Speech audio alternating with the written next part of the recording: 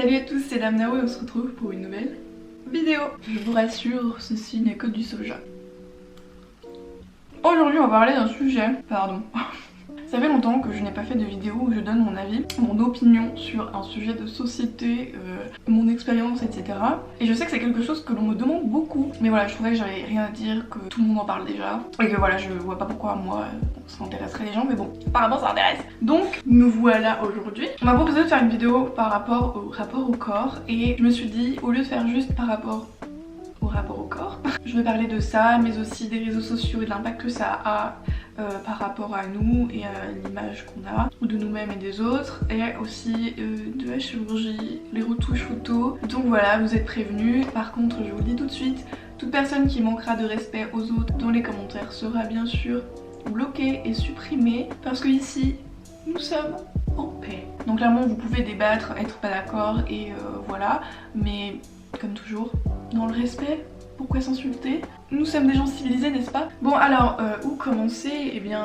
Alors, par contre, je vous le dis tout de suite, mon expérience est en tant que femme. Et voilà, je pense que l'expérience d'un homme n'est pas la même, mais of course, ça ne tient qu'à moi. J'ai commencé à prendre conscience de mon corps et de à quoi ressemble mon corps vers mes 9-10 ans, donc en CM2. Et je me souviens d'une fois où j'ai commencé à me regarder dans le miroir et me trouver grosse.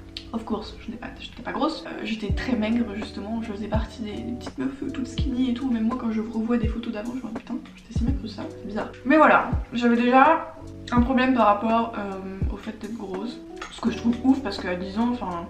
Parce que t'en as à foutre d'être grosse, mais bon voilà. Et aussi je me souviens de me sentir comme la moche de mes copines, parce que voilà, elles c'était des blondes aux cheveux châtains très clairs, les yeux bleus, les cheveux lisses, parce que bien sûr à l'époque les cheveux lisses c'était la mode et les cheveux frisés bouclés ont été des moches. J'étais poilue avec des gros sourcils, brune, donc voilà, je sais que je me suis cramé les cheveux de tout mon collège jusqu'à genre 2 ans et demi, 3 ans. Donc voilà, moi j'étais considérée comme la moche. Il y a un mec en 5ème, il m'a clairement dit t'es moche mais t'es bonne. Tu vois, genre le genre de commentaires qui font vraiment plaisir quand tu es une fille en pleine adolescence, que ton corps se développe et que c'est déjà très compliqué. Donc je pense que ça ne m'a clairement pas aidé à avoir une très grande confiance en moi. Et on a déménagé à Lyon avec ma famille et du coup, même si j'avais déjà des problèmes un peu avant, je pense que ça a un peu empiré et du coup je suis tombée en dépression assez énervée. Et j'ai commencé à faire de l'hyperphagie. Donc du coup j'ai pris forcément beaucoup de poids. Je m'en suis pas rendu compte tout de suite parce que bah j'étais dans mon truc. Et en fait un jour je me suis rendu compte, putain je suis aussi grosse que ça. Du coup ouais, j'étais quasiment en surpoids alors que j'étais toute maigre quoi. Du coup ce qui a fait que j'ai commencé à tomber dans un cycle de TCA. Donc après j'ai un peu tout fait, hyperphagie, boulimie et anorexie. Donc je suis passée de quasiment 70 kg à 46 kg. Après j'ai réussi à me sortir de ces bails là, mais bien sûr quand tu as des TCA ils ne te quittent jamais vraiment, donc du coup même si j'ai repris du poids, je ne me fais plus de mal, ni j'ai disons un rapport correct avec la nourriture, enfin ça me fait plaisir, j'aime bien manger, donc voilà quoi. Mais enfin voilà, même si ça m'arrive d'avoir des crises d'hyperphagie, ça reste très rare et plus aussi maladif qu'avant. Et clairement moi je fais partie de ces gens qui quand ils sont stressés, tristes, heureux, ils mangent. Donc du coup voilà, c'est un peu dur des fois de se contrôler. Mais il y a un truc qui est resté, c'est que je fais de la dysmorphophobie et donc du coup j'ai une image très changeante et très difforme justement de la réalité. Et c'est pour ça que souvent je me vois beaucoup plus grosse que ce que je suis, même si j'ai beau savoir que je ne suis pas considérée comme grosse aux yeux de la société, je me vois grosse souvent. Même si j'essaie de faire un travail par rapport à moi-même, c'est dur quand toi tu vois un truc dans ton miroir et que quand tu prends en photo tu vois encore autre chose et que les gens ils te disent encore autre chose et t'es en mode mais à quoi je ressemble au final. Et forcément puisque le pire critique pour soi-même c'est soi-même, forcément tu te dis bah ouais la version la plus moche que je vais voir et bah ça va être moi.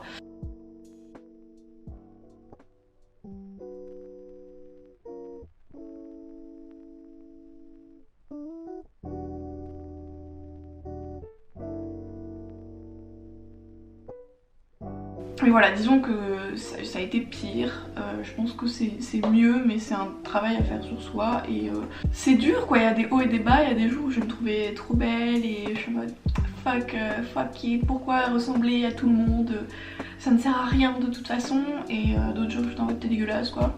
Mais voilà quoi, en plus ce que je trouve vraiment très bête, parce que moi je fais partie de ces gens qui ne trouvent pas la beauté dans les gens qui sont beaux conventionnellement. Toutes les personnes qui rentrent dans les critères de beauté classiques, clairement je leur trouve rien de spécial, parce que justement tu les vois tout le temps. Les gens avec un petit nez, un petit visage, la mâchoire marquée, les yeux bleus, des grosses lèvres, je sais pas, on a tous vu et revu.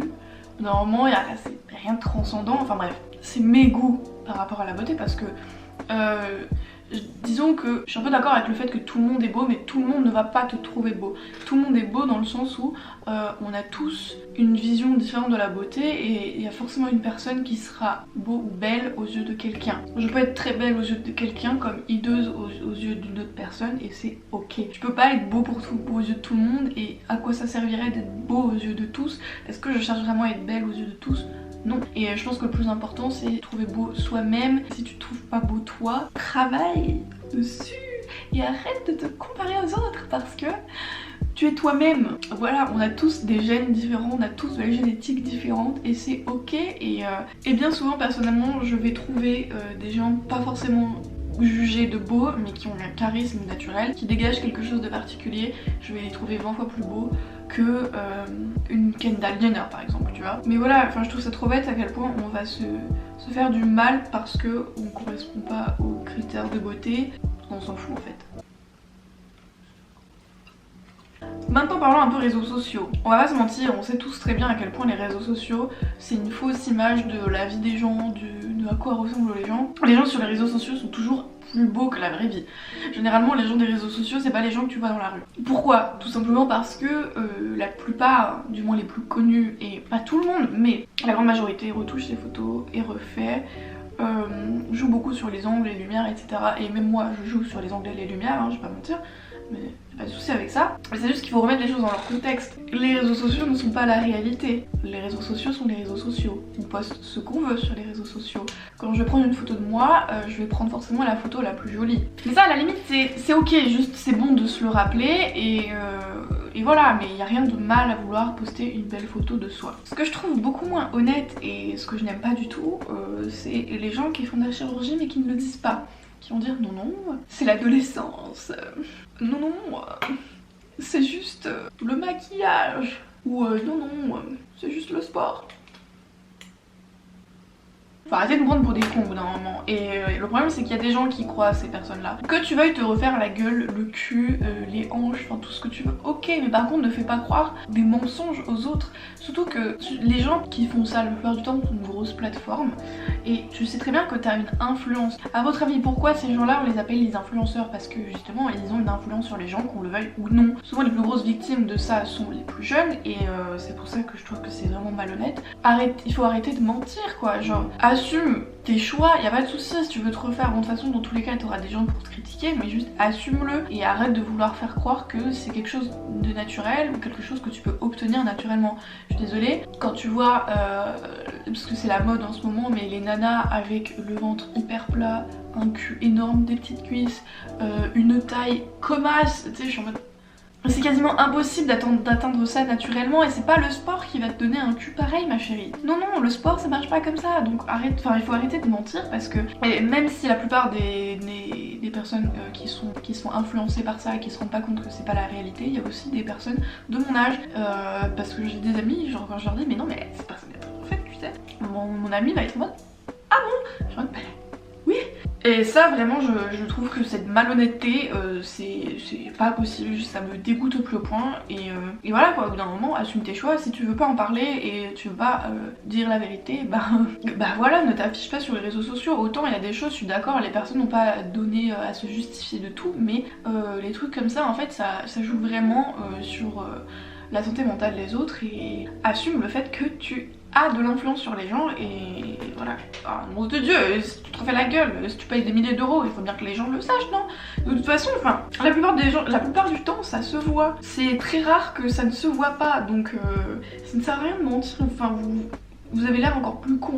Maintenant les retouches à outrance, c'est un peu la même chose, tu sais, genre au bout d'un moment en fait si tu te retouches, ok, enfin fais ce que tu veux, mais dis la vérité, arrête de faire croire que tu ressembles à ça naturellement, parce que de toute façon si un jour on te croise dans la rue, soit on te reconnaîtra pas, soit on le verra, et en fait je trouve qu'il n'y a rien de pire que on te voit et on se dit ah ouais putain c'est vraiment pas la même chose quoi. Mais voilà, à la limite si tu te retouches à outrance, bah dis-le, et puis enfin à ce moment là t'es honnête avec toi-même et avec les autres. Parce que justement je pense que même par rapport à soi-même, si tu commences à dire non c'est naturel, ton cerveau il va finir par y croire, et après quand tu vas te voir naturellement c'est là que tu vas te dire il y a un problème, et en fait tu vas associer ton vrai visage avec quelque chose de négatif, et c'est là que ça devient hyper malsain, non pas que pour les autres mais aussi pour toi-même.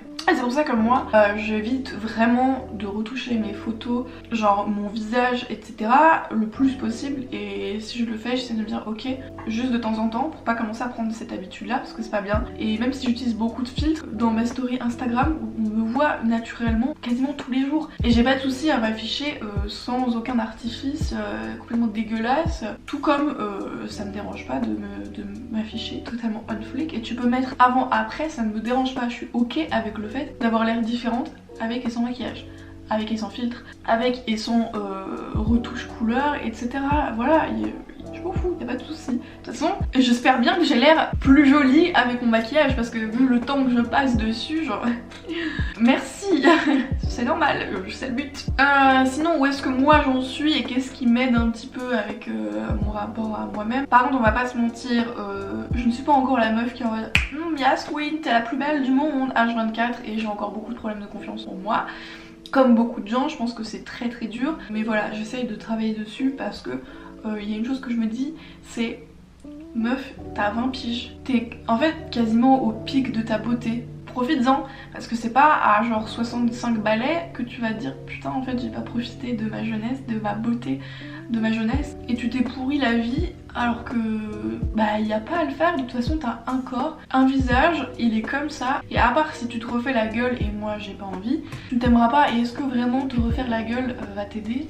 Je ne pense pas, parce que moi je pense que j'arriverai difficilement à accepter un visage qui n'est pas le mien. Mais voilà, j'ai un nez un peu tordu, j'ai des dents un petit peu tordues, j'ai un visage pas symétrique, des grosses joues, pas forcément une mâchoire très marquée, ni un visage très fin. Et bah écoute, que ce soit comme ça, et puis j'ai pas les hanches toutes rondes, j'ai pas de petites cuisses toutes mignonnes, j'ai de la cellulite, des vergetures, voilà, c'est pas grave, j'ai un corps de femme et il est comme ça, et puis je suis en bonne santé, c'est tout ce qui compte, et puis je suis heureuse comme jamais. Et même au moment de ma vie où j'étais le plus mince et j'avais mon corps goal, j'étais malheureuse, donc au final est-ce que ça importe vraiment? Non, je ne pense pas. Donc voilà, moi j'essaie toujours de me rappeler ça, tu n'étais pas plus heureuse quand tu faisais 46 kilos, tu vois.